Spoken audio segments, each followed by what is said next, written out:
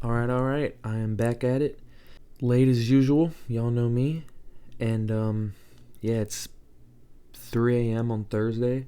But I was like, I'm gonna just be so pissed at myself if I don't make a video for the Yuri card. Like I have to do it. I'm so excited for this card.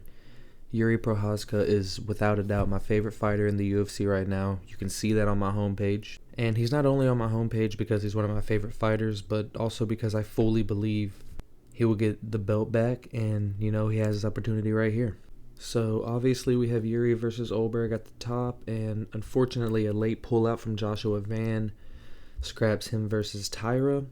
But I think the card still holds up nicely. The UFC normally puts together pretty good cards for the Miami events, and I think they cooked here. Honestly, it's probably still a smooth 7.5 or an 8 out of 10. But if Van versus Tyra was still on here, it'd easily be a 9. It's pretty much top to bottom solid fights. Kelvin Gastelum and Vicente Luque are going to have a washed battle. Markel Medeiros is on the early prelims as well. I like him as a lightweight prospect. Female Habibs here on the prelims. Really good matchups with Mateusz Gamrot and Esteban Ribovic, and Kevin Holland versus Randy Brown. And to wrap up the prelims, we got a Bellator versus Bellator matchup with Pitbull versus Aaron Pico.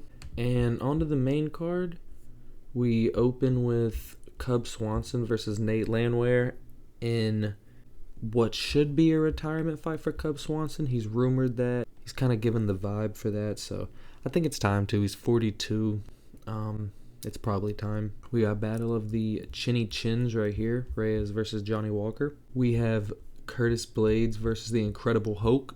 We have a 43-year-old bald Russian guy versus Secret Juice. And of course, to wrap it up, we have Jiri Prochazka versus Carlos Fraudberg. Okay, let's not waste no more time.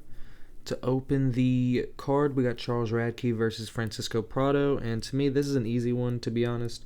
Prado is very young, not as experienced, and hasn't fought the same comp that Radke has.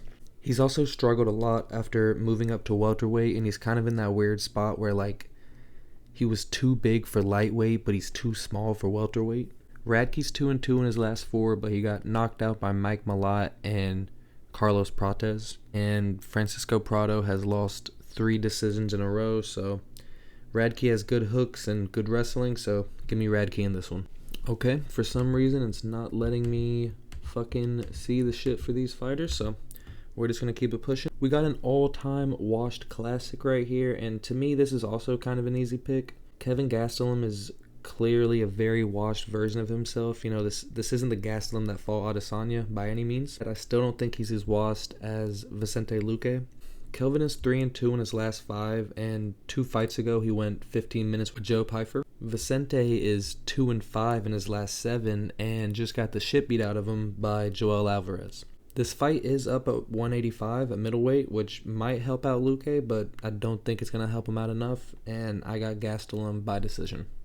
Last fight on the early prelims is Chris Padilla versus Markel Medeiros, and I'm a fan of Markel Medeiros, but I do think this is going to be a pretty tough fight for him.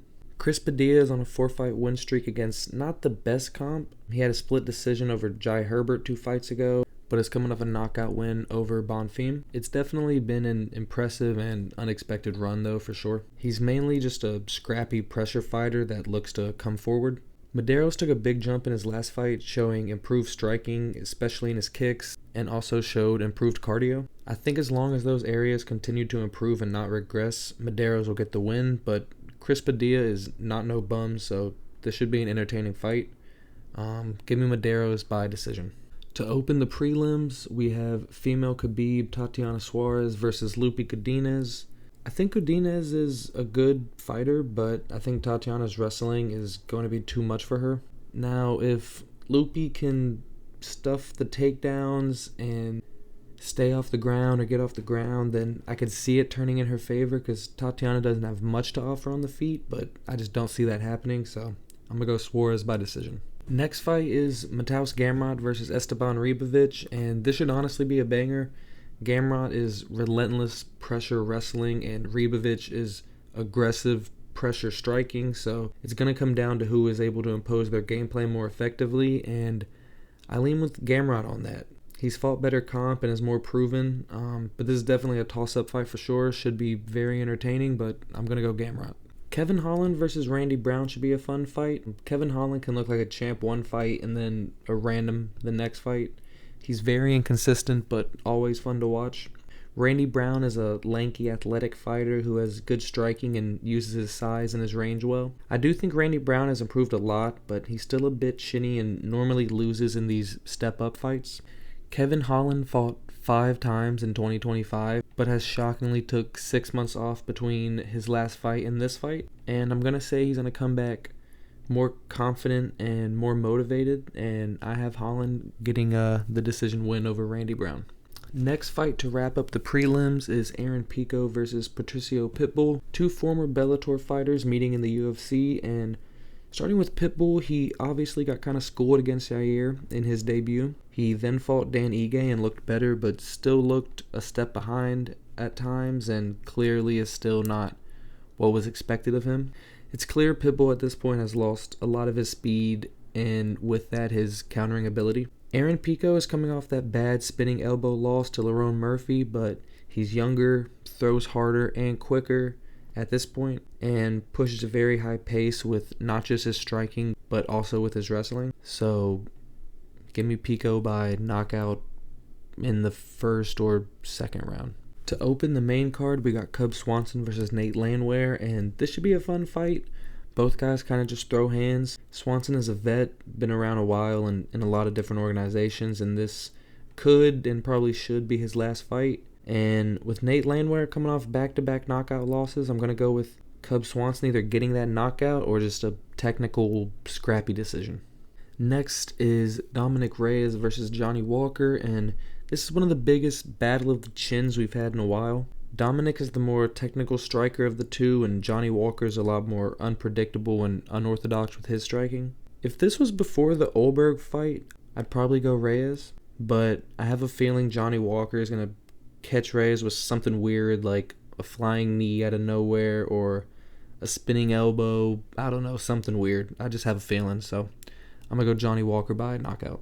Next fight on the card is Curtis Blades versus Josh Hokett, and as much as I think Josh Hokett could have used a fight or two more before a jump up like this, with the state of where the heavyweight division is at right now, I get it, Heavyweight's pretty dead. Hokett's coming off a good knockout in his debut, and he already has a pretty good following behind him as well, so I get it, It's a bit of a fast track, but I get it. And, Hokett's up on the homepage as well, so I ain't gonna be mad at him getting a good shot, And honestly, when this fight was first announced, I was kind of leaning Blades, but at this point, my mind has changed. I think Hokett's a tough matchup for Blades. He's more explosive with his striking and his wrestling, I think. He's younger, he's faster, and I imagine with his wrestling, he'll be able to hold off Curtis Blades, and if he does that, I think Hokett wins on the feet clearly. So I'm going to go Hokett by knockout or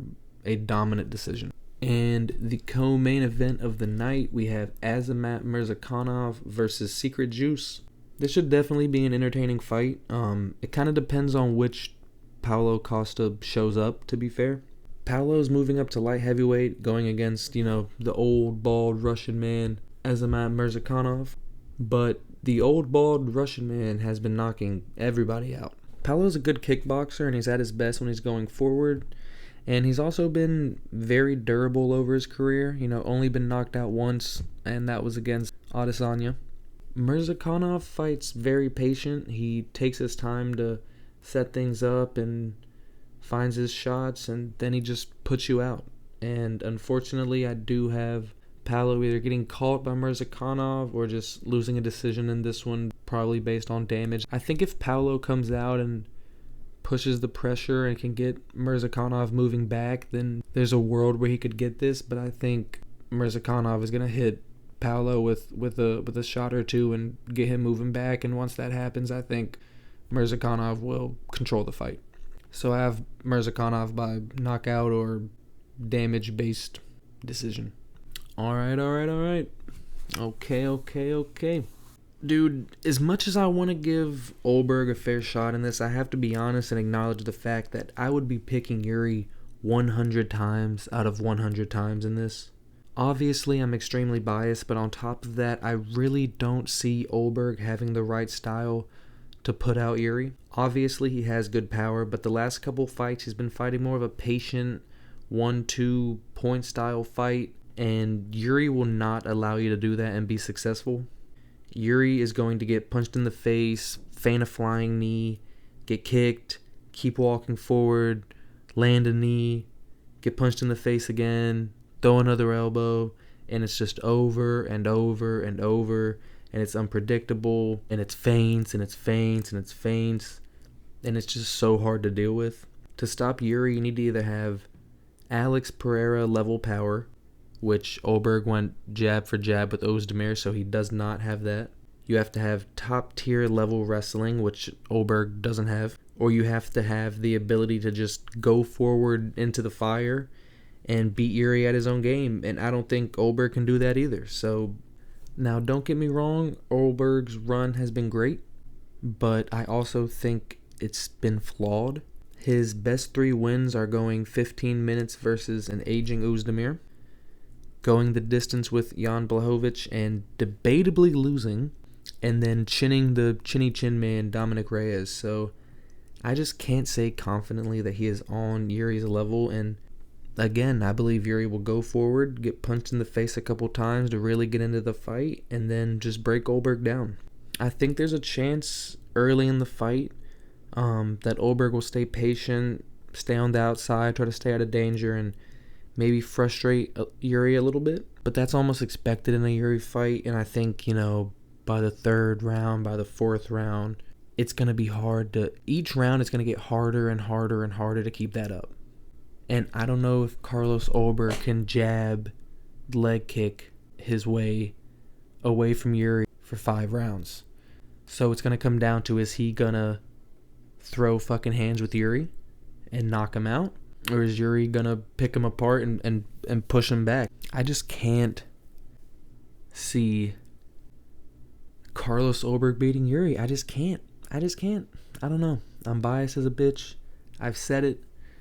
But I've also said, why I think it. I just think Jiri is on a different level. And I think if your name's not Alex Pereira, I don't know if you're beating Jiri at light heavyweight. I really just don't think so. So yeah, like I said, it's a biased pick.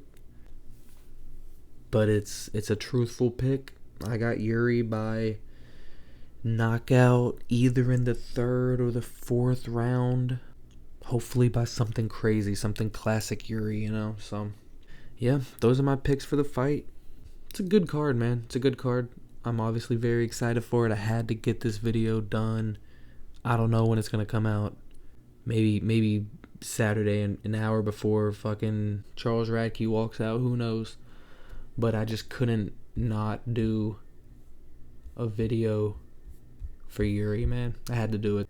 So yeah, I will see y'all in the next one, which hopefully is a reaction video to 327, which we're all celebrating Jiri being the light heavyweight champ and not this guy being the light heavyweight champ. But hey, we'll have to wait and see.